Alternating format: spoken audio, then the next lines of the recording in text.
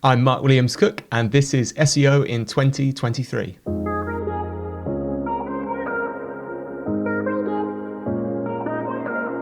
Mark, what's your number one SEO tip for 2023?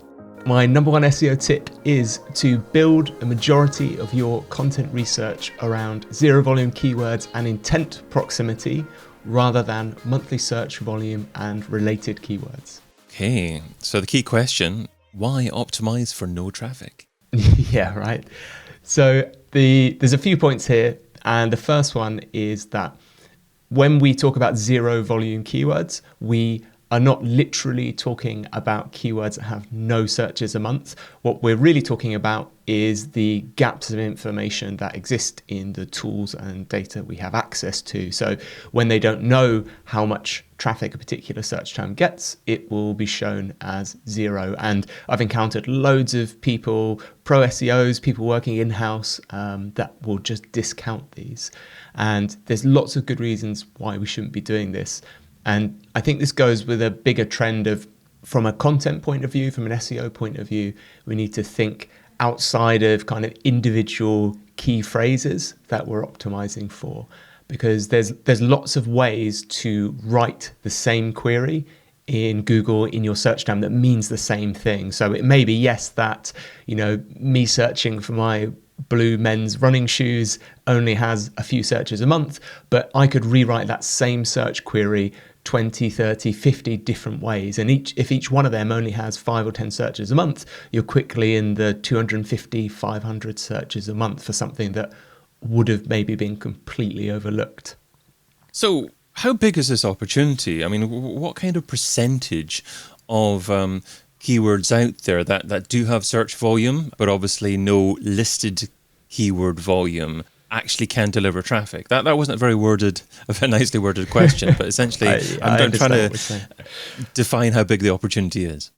Yeah, so the top line is the majority. So it depends which data you look at. There's been really old data from Hitwise that people still refer to. I think it was from like 2006 that said around 70 or 80% of all searches that happen fall into this category that we call long tail, which are, the long tail just refers to how the actual graph looks if you visually display all of the keywords versus their search volume.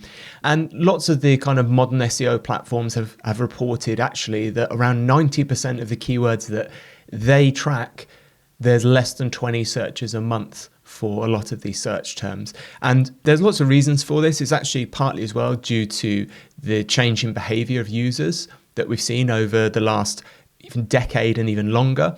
So really interestingly, when search engines were a bit more basic, people would do a lot more searches that were maybe 1 word or 2 words because the algorithms are a lot more basic at actually finding that information. Now people know if they're really specific in their searches, the technology actually exists for them to get better search results. So it's actually, when we're doing our keyword research, we still need to look at monthly search volume, especially when we're doing things like site structure and how should categories be structured.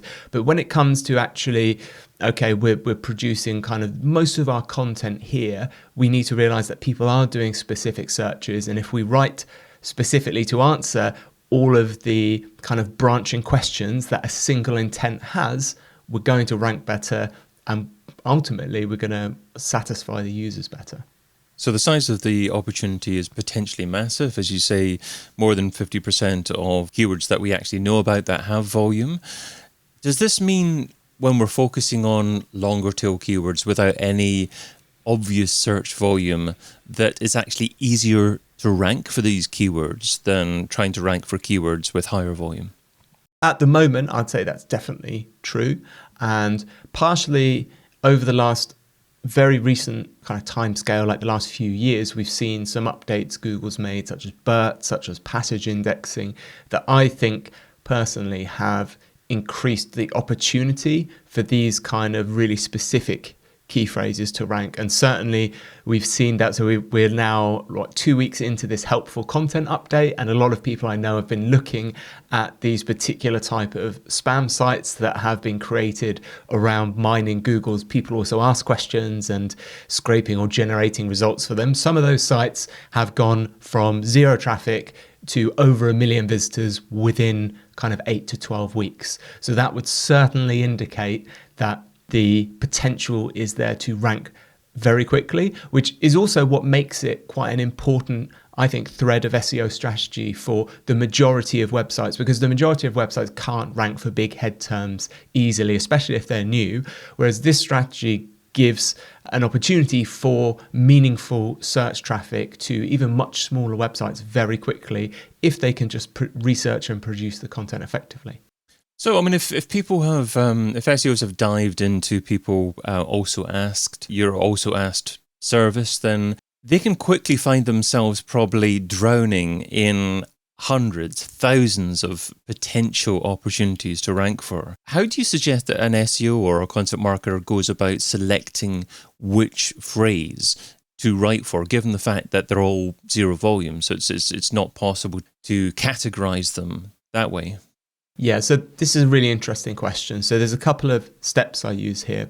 So once we know what topic we're writing about, I generally try and find what I call a kind of a root question first. And that might be not zero volume, but just low volume. And there's loads of ways to go about this. So if you have things like live chat on your website or a site search, that's a really good way to see what specific questions people who are already engaged with you are asking and making sure you have the content to answer that.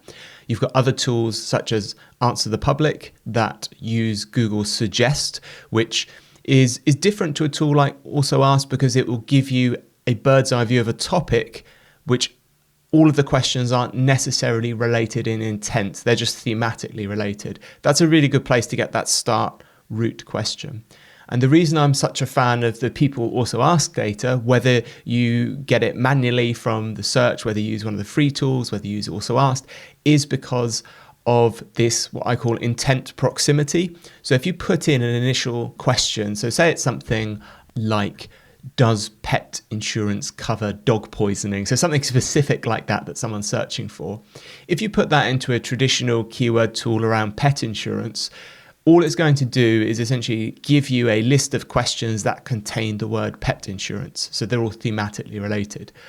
But they're not close in this intent proximity. And by intent proximity, I mean someone has asked a question, and to fulfill their search journey, their whole intent, they'll probably need to ask maybe 2, 3, 4, 5 questions.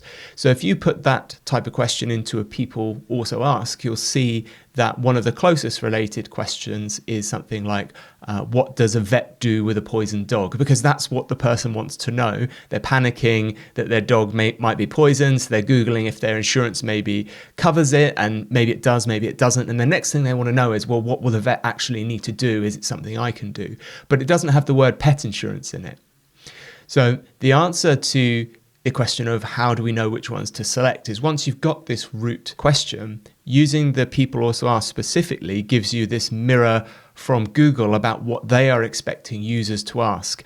And apart from actually just the raw questions, to me, the most powerful part of that data is the relationships between those questions. And very interestingly, the results you get from people also ask will differ depending on your start point. So if you do that search, for instance, around the pet insurance and you get 4 or 5 questions, and then you click on one of those questions, you'll get some more questions.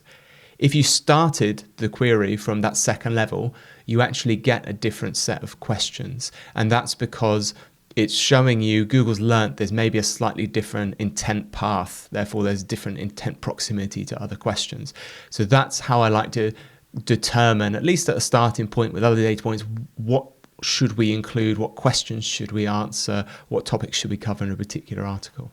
Now, the next stage is, I guess, deciding on specifically what content to write, how to actually answer the question that you're trying to actually answer, what form of content to use. And I like your example, what would a vet do with a poisoned dog? The reason I like that particular example is people are looking for a very specific piece of advice, and they don't want to delve through an article about dogs in general to actually try and find the answer.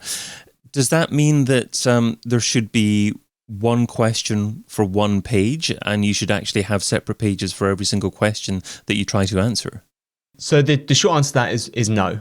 I don't think we should be creating separate pages for every single question, simply because in a lot of cases, the proximity of the intent means that if you just answer 3 or 4 of the questions that are closely related on the same page, that's better for the user because they're going to want to know that next thing. So don't give them extra burden, don't add extra friction and make them click and make them wait for another, the latency of another page load.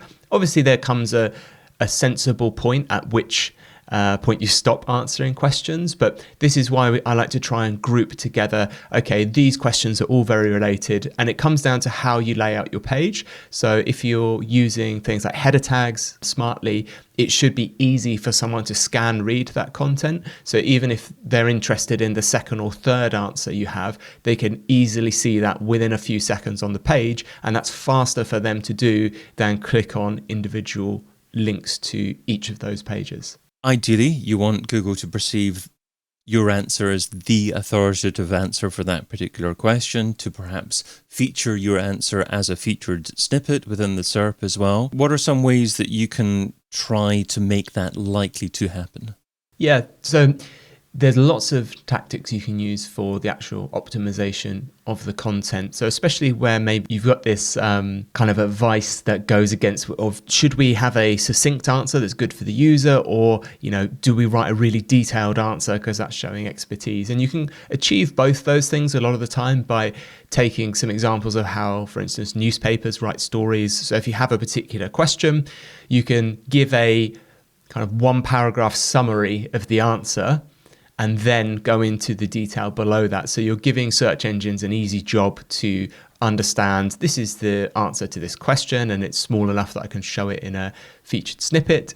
And you've got the kind of longer answer there to cover off other search terms and, give the users that do want more information that answer. You've got other things as well, such as structured data you can use. So using things like FAQ page schema obviously will increase your chances of getting rich results for those questions that you're answering. Also, I think you mentioned already, looking at the format that is already being used to answer those questions. So Google's really helpful when you put in a question. Is it showing images? Is it showing a video?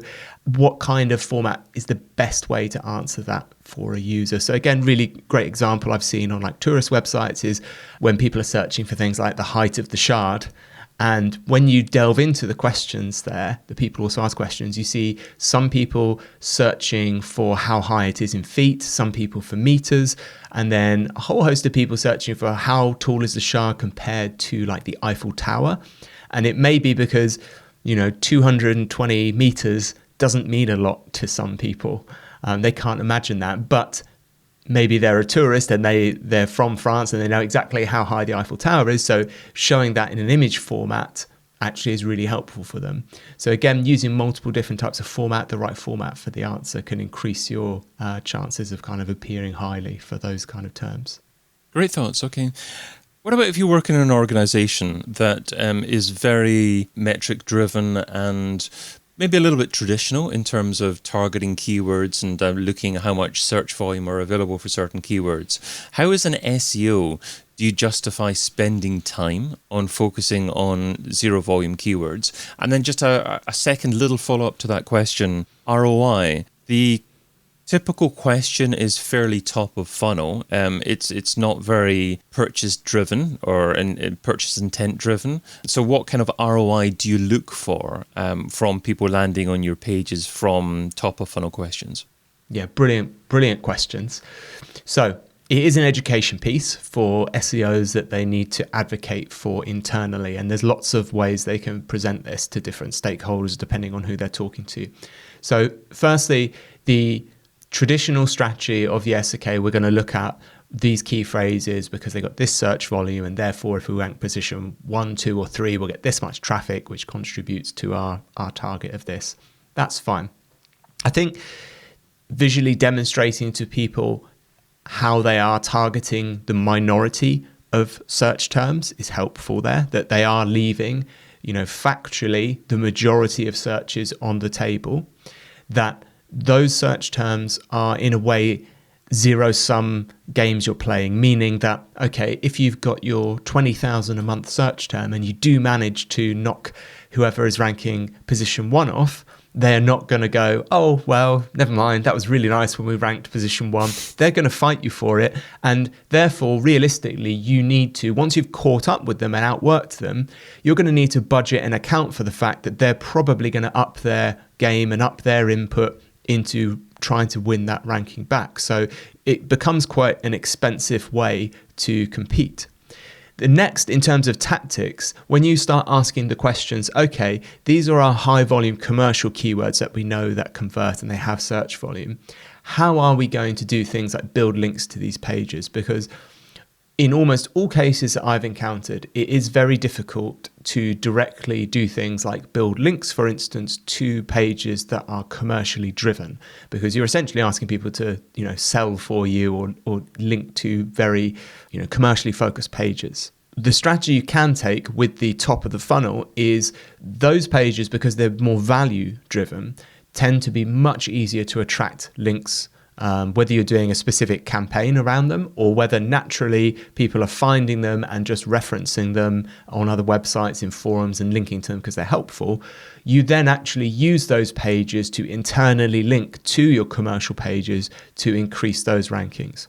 So the other kind of last part of that in terms of strategy would be in the bigger marketing picture and where SEO fits in here. I would say the gold standard of marketing is around brand building. So the ideal is, rather than people Googling your product or your service, they're Googling your brand and then the product, because they know you are the number one and they want it from you. I'm not Googling running shoes, I'm Googling Brooks or Nike running shoes because I know they're the best. One of the ways you can do that is through helpful top of the funnel content, and you're getting that brand exposure, winning that affinity with customers. You're helping them with that, when they are panicked about their poisoned dog, and then you've relieved them, and then they're going to share that answer in the future. So you started to build that affinity to them. So in terms of measurement, generally as well, you'll start to see results from the zero volume type pages a lot faster.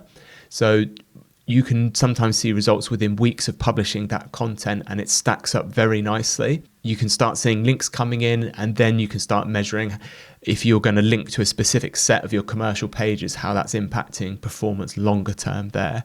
So I'd say there's a lot of very good commercial reasons to go after that. They're just not as obvious from step one when you're putting everything on a spreadsheet, but the value is definitely there.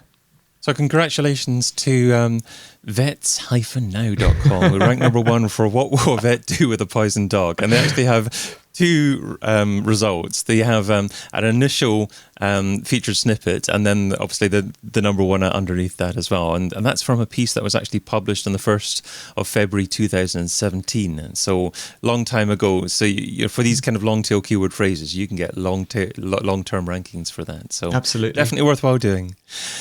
Mark, you've shared what SEO should be doing in 2023. So now let's talk about what SEO shouldn't be doing. So what's something that's seductive in terms of time, but ultimately counterproductive? Something that SEO shouldn't be doing in 2023? For me, I know it's a little bit controversial, but it's the regular disavowing of links which some third-party tools label as toxic or bad links. Wow. Okay. And we talked briefly about that beforehand, and I was surprised that was still a thing, because I hadn't heard too many people about it. But you said that many people are still doing it. Yeah. So I've seen it happens. It tends to happen, as far as I've seen, in 2 different cases. One, there are some practitioners who will, on a monthly basis, assess and disavow links. And from my point of view, what I've seen, even with sites that I know have intentionally bad links, and from what we heard from Google, is the way they tend to deal with that is actually just ignore those links rather than apply kind of a negative weighting to them. And I can understand why they do that, because if Google applied some kind of negative weighting to a quote unquote bad link, they would create a very easily manipulatable system and a whole economy, really, for it's very easy to damage your competitors' websites, because you just spam bad links to your competitors rather than try and add value yourself. So by just simply ignoring them, they don't create that kind of bad economy that's going to make their job harder and SEO's jobs harder. And they negate any kind of easy way for when you're buying links or spamming links to know if they are working or if they're not working. So that's kind of the thing. Even if you buy links, PBNs, buying links, etc., does still work in some cases. You can see that. But the difficulty comes with, over the years, those links may get ignored and you don't know, because you're not getting that notice saying, oh, well, you've got a penalty for these links or this type of linking. It just silently gets ignored. And for me, SEO is all about building equity over the long term. So the great thing about some of the stuff we've talked about is it's all user-centric. Everything you're doing, even if search engines didn't exist, is adding value to your website and your brand, whereas this is an activity that I don't think is doing that. The other case is where there's kind of a one-off bigger disavow, which I'm less worried about. Some people have shown some anecdotal results where they've seen an uplift after doing this. And it is reversible as well. So you can put things in a disavow and take them out. Again, I've seen varying results. Google says you can just take stuff out the disavow file and it goes back to being counted. But then I've seen some people run experiments where they disavow all links and then remove the disavow file, and things don't seem to come back to exactly how they were. So disavowing for me is something that I don't touch unless there is a known problem. So we've had a message from Google saying we've got bad links and we need to do something about it. Mark Williams-Cook is director at digital agency Candor, and you can find him over at withcandor.co.uk. Mark, thanks so much for being part of SEO in 2023. Pleasure. Get your copy of SEO in 2023, the book, over at SEOin2023.com.